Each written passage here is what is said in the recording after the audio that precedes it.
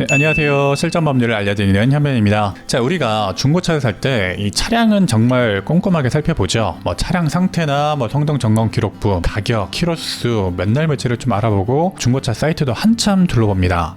그러고 중고차 매장 가서도 이 차량 상태에 대해서는 정말 꼼꼼하게 많이 살펴봐요. 혹시라도 내가 사려는 차가 좀 안전에 문제가 있는 사고차라던가 혹은 우리가 시가보다 좀 높게 책정된 그런 중고차를 사고 있지는 않은지 그런 일을 막기 위해서입니다. 자, 우리가 이런 중고차 업계에 대해서 좀 흉흉하게 들은 일들이 좀 많죠. 사고차임을 숨기거나 시가보다 좀 높게 판다거나 키로수나 성능 점검 기록부를 조작했던 그런 사건까지 있었어요. 차량 자체에 대해서 어떤 조작을 해서 마진보다 높게 시가보다 높게 파는 행위를 업계에서는 압방이라고 하는데요. 우리가 워낙 이 압방에 대해서는 유튜브에도 자료가 많고 경각심을 많이 가지고 자세히 알아보기 때문에 최근에는 이런 압방에 당하는 경우는 크게 줄어들었다고 해요. 자, 그런데 생각지도 못했던 곳에서 손해를 입는 경우가 있어요. 오늘 제가 말씀드린 부분을 잘 들으시면 여러분이 중고차 사실 때 한 30만원 내지 50만원을 아낄 수가 있습니다. 바로 뒷방에 관한 이야기입니다. 자, 차량 자체가 아닌 부수적인 부분에서 정상적인 마진이 아닌 비정상적인 이득을 얻는 경우를 바로 뒷방이라고 해요. 우리가 중고차 거래 현장에서 차량을 살 때 어떻게 합니까? 중고차 사이트에서 차량을 열심히 본 다음에 중고차 거래 현장 가서 차량 상태는 열심히 점검을 합니다. 그 차량 상태를 점검하는데 온 힘을 쏟아서 어느 정도 마음에 들었어요.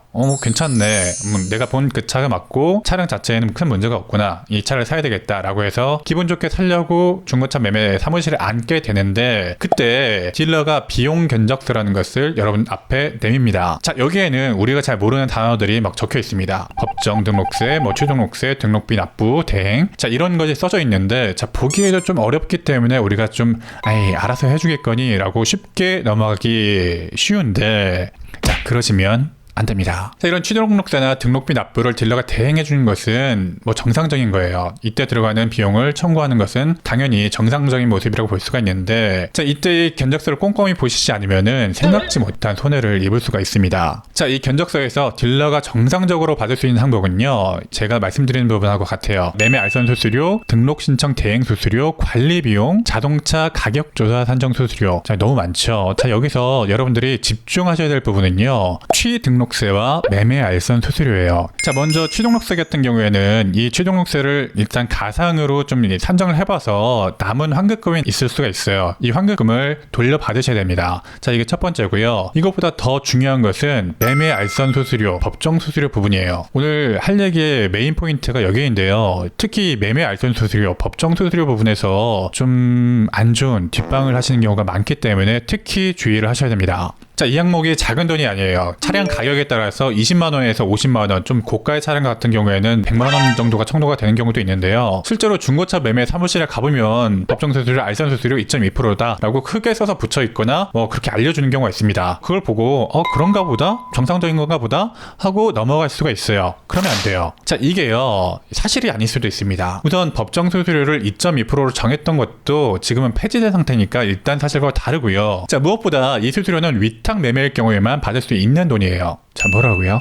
위탁 매매일 경우에요. 즉 딜러나 상사의 소유가 아니라 제3자의 물건을 대신해서 판매했을 경우에만 받을 수 있는 그런 돈이에요. 알선 수수료라고도 합니다. 자, 쉽게 말해서 지금 그 차가 딜러나 상사의 소유로 등록이 돼 있다면 이것은 알선이나 위탁이 아니라 자기 소유의 차를 파는 거니까 매매 수수료를 받아서는 안 되는 거예요. 네, 뒷방입니다. 혹시 법정 수수료나 알선 수수료가 청구가 돼 있다면, 견적서에 나와 있다면 딜러나 상사에게 물어보셔야 됩니다. 이 차 딜러나 상사 소유가 아니에요? 자, 그러면 그 딜러나 상사에서 나올 수 있는 시나리오는 크게 세 가지가 될 수가 있어요. 자, 첫 번째는 만약에 딜러나 상사 소유였다면 견적서가 좀 잘못 들어갔나 봅니다 라고 하고 빼줄 수 있습니다. 빼주는 게 정상적이에요. 만약에 이거를 지적을 안 했다면은 이 수수료가 그냥 청구됐을 가능성이 굉장히 높다는 것을 우리는 알고 있지만 만약에 이 돈을 빼준다면은 네, 이해할 수가 있습니다. 사실은 미수행위라고 볼 수도 있습니다만은 자, 이 정도는 넘어갈 수가 있습니다. 자, 그런데 두 번째부터 문제죠. 만약에 이거는 딜러나 상사 소유가 아니고 제3자의 물건이었는데 그러면 이건 위탁 수수료를 받는 것이 정상적인 것이다 아니야. 당신이 잘 몰라서 그러는 것이다. 라고 억지를 부릴 수가 있어요. 자, 그러면 처음부터 제3자의 물건을 갖다 파는 것이라고 얘기를 하셨냐? 딜러나 상사의 소유가 아니라는 점을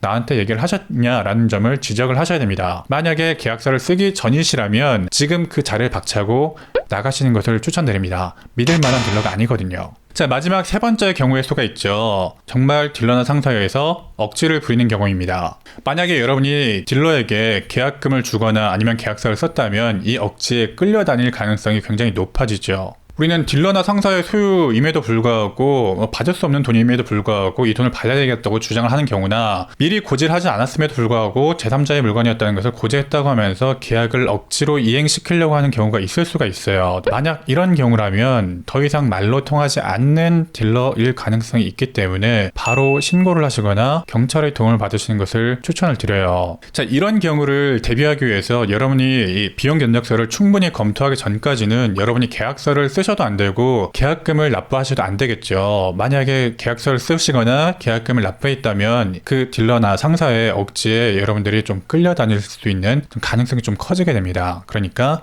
계약서 쓰기 전에, 계약금 납부하기 전에 그건 좀 꼼꼼하게 비용 견적서까지 검토를 해보실 것을 추천드립니다.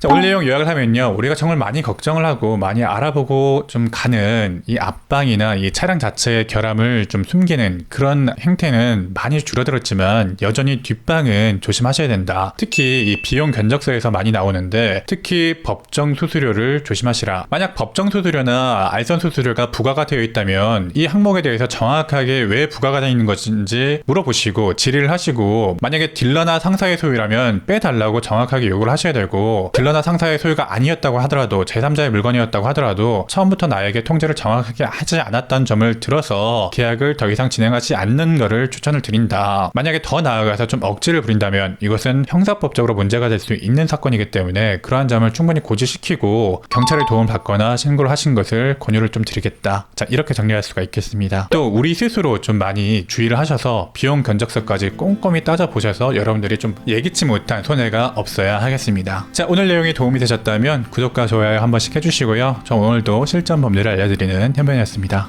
시청해주셔서 감사합니다.